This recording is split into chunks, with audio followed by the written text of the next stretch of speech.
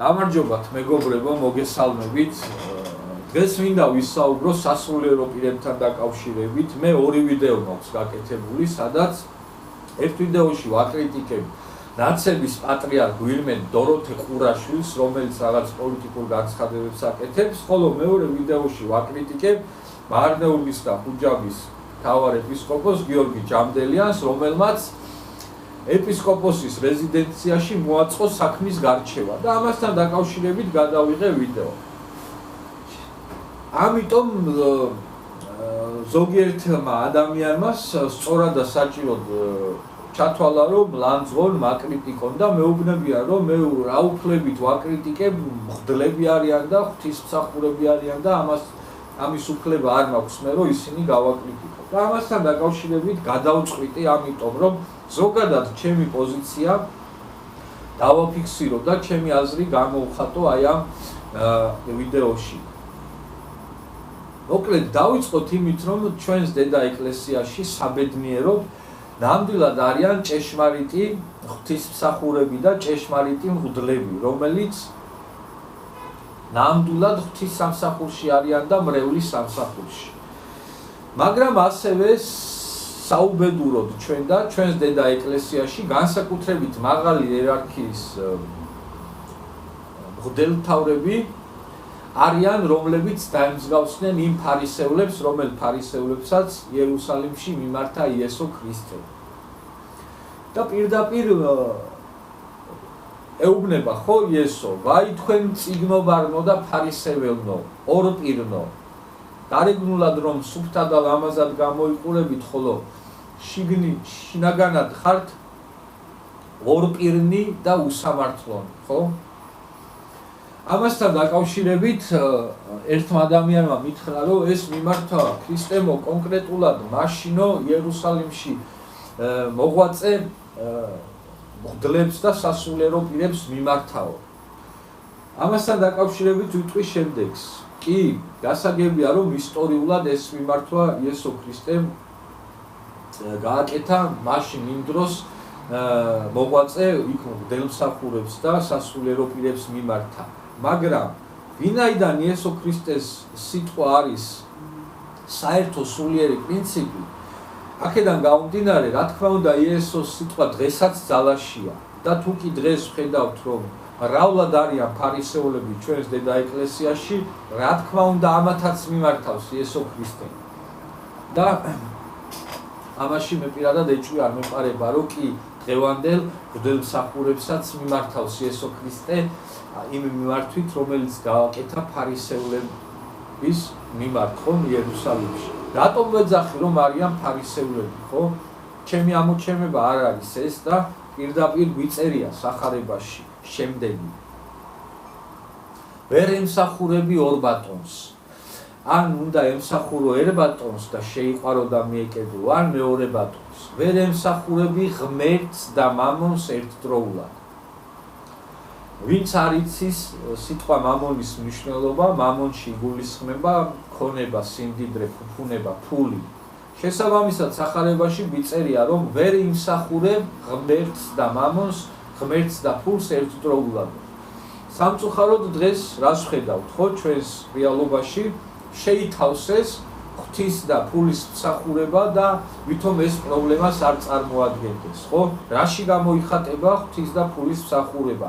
გარეგნულად ვხედავთ, რომ სასულიერო პირები არიან, წირვა-ლოცვებს აღავლენენ და პარალელურად ამისა ვხედავთ, რომ ისევ ეს სასულიერო პირები, ვინც გარეგნულად ღვთისმსახურები არიან და წირვა-ლოცვებს აღავლენენ და მრევლი ყავთ, პარალელურად ამისა ვხედავთ, რომ დადიან ზვირადღირებული მანქანებით. აქვთ კერძო ბიზნესები, აქვთ ზვირადღირებული სახლები, დაჩები, ვილები, ბასეინები, დადიან სამოგზაუროდ, ცხოვრობენ ფუფუნებაში და დიახ, სწორედ მამონის მსახურებად გადაიქცნენ რეალურად ეს ადამიანები და აი ეს რაღაცა ღვთის მსახურება ამათთვის არის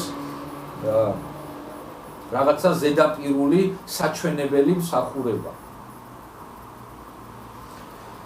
ასევე სახარებაში გვიწერია, რომ ის ვინც ღვთის სამსახურშია, მას სხვა მსახურება ეკრძალება და დიახ, სხვა მსახურებაში იგულისხმება აი ამ ბიზნესების კეთება და რაღაცა პოლიტიკური განცხადებების გაკეთება სხვათა შორის, რომელსაც დღეს ჩვენ მრავლად ხედავთ, ხო?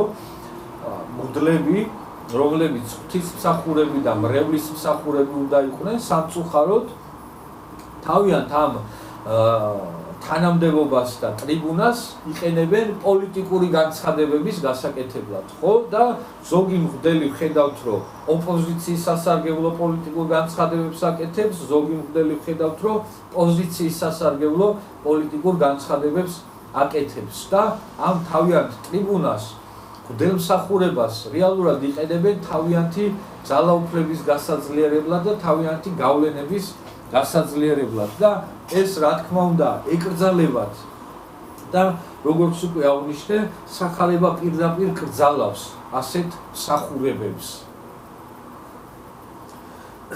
არ ვიცი, მე დარწმუნებული ვარ, მაგალითად დღეს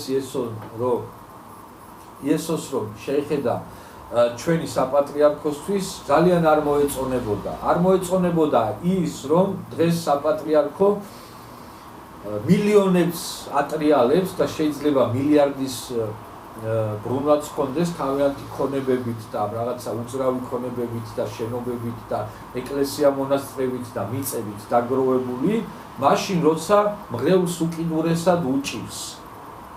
მაშინ როცა მრევლი შიმშილობს საპატრიარქოს მილიარდების ქონება აქვს დაგროვებული და მაღალი იერარქიის მღვდელმსახურები კიდევ ერთხელ გავიმეორებით, ზვირადღირებული მანქანებით დადიან და ფუფუნებაში ცხოვრობენ. კი, ზვირადღირებული მანქანა არის ფუფუნების საგანი და დიახ, პირდაპირ კრძალავს ამას სახარება.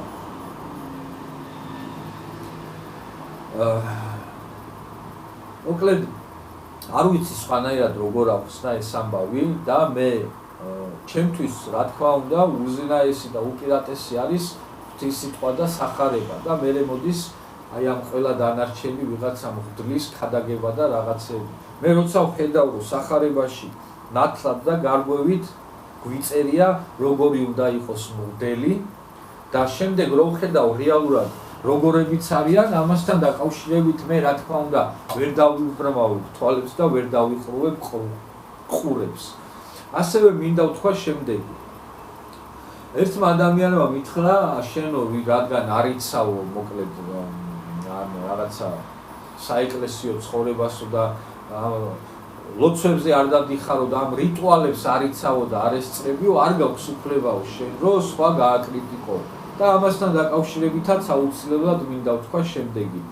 ისევ სახარებაში ესო გვეუბნება, რომ მიიხურე შენი ოთახის კარიო და ჩუმად გულში ილოცე და შევედრე და ადიდე მამა შენი უფალი ღმერთი შენიო, ხო? და ამაზე ღმერთი საჯაროდ გაგცემს პასუხსო.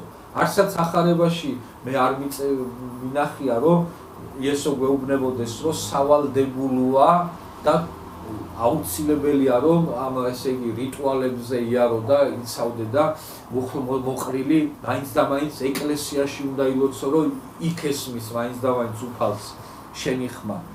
ესეთი რამე მე არსად არ მინახია და შესაბამისად რა თქმა უნდა მე მჯერა რომ მე თუ გულწრფელი ვიქნები და მე თუ ჩემ გულში ავაშენებ ტაძარს, მყარ ტაძარს, სადაც სუფთა გულით ვილოცებ და სადაც ჭეშმარიტად მეყვარება ღმერთი ჩემი და მამა ჩემი, ხო? რა თქმა უნდა, უფალი შეისმენს ამას და რა თქმა უნდა, უფალი ხედავს ამ ყველაფერს და პირიქით წერია სახარებაში, რომ ამ რიტუალებს და ადათ-წესებს ჩალისფასი არ ექნება იმ შემთხვევაში, თუ კი ეს გულიდან არ მოდის და თუ კი ეს გულწრფელი არ არის და სუფთად არ ხდება ეს ყველაფერი. ასევე სახარებაში გვიწერია რომ მღვდელი უნდა იყოს მსახური, მღვდელი უნდა იყოს მსახური ღვთის სიტყვის და მსახური მრევლის. სამწუხაროდ დღეს რო შეხედავთ, გინდა ეკლესიაში და გინდა აი ზოგადად, რომელი გავს მსახურს, მღვდელმთავრები გვანან მსახურებს თუ აი ეს მრევლის წარმომადგენლები გვანან მსახურებს, ხო? ნუ დაემსგავსებით ბატონებსო, პირდაპირ უწერია სახარებაში. და სამწუხაროდ დღეს ჩვენ ხედავთ, რომ ღვდლები დაემსგავსდნენ ბატონებს თავიანთი აი ამ რაღაცა ძვირფასი მორთულობებით, ძვირფასი მანქანებით, მოგბრძანდი მამაო, როგორც სიტყვი მამაო, როგორც ინებებ, აი რაღაცა მთელი მრევლი ფეხქვეშ ყავთ გაფენილი და თვითონ დაემსგავსდნენ დიახ ჭეშმარიტ ბატონებს და დიდებულებს დაემსგავსდნენ თვითონ და ეს რა თქმა უნდა არ არის სწორი და პირდაპირ კრძალავს ამას სახარება. და რა შესაბამისად სწორედ ამიტომ ვაძლევ ჩემ თავს უფლებას, რომ როცა ვხედავ, რომ კი მომრავდნენ ფარისევლები, როცა ვხედავ, რომ უბრალოდ გარეგნულად არიან ღვთისმსახურები და რეალურად მამონის მსახურებად არიან ქცეულები, რა თქმა უნდა, მივცემ ჩემ თავს ყოველთვის უფლებას, რომ გავაკრიტიკო, თქვა და ვამხილო. ასე რომ ეს არის ვისი თქმაც მინდოდა და ვფიქრობ, რომ გამგები კარგად გაიგებს ამ ამბავს და ვფიქრობ, რომ სწორად ახსენე ეს ამბავი. ძალიან ბევრი შემიძლია ამ თემაზე ვისაუბრო, მაგრამ სამწუხაროდ ტექნიკურად არ მაქვს იმის საშუალება, რომ დღეს უფრო მეტი ვისაუბრო ამ თემასთან დაკავშირებით და კიდევ ერთხელ აღნიშნავ და ვიტყვი, რომ ვფიქრობ, რომ სწორად ახსენი და გასაგებად ჩემი პოზიცია და დამოკიდებულება და გამგები ძალიან კარგად გაიგებს ამას, რაზეც მე ეხლა ვსაუბრობ.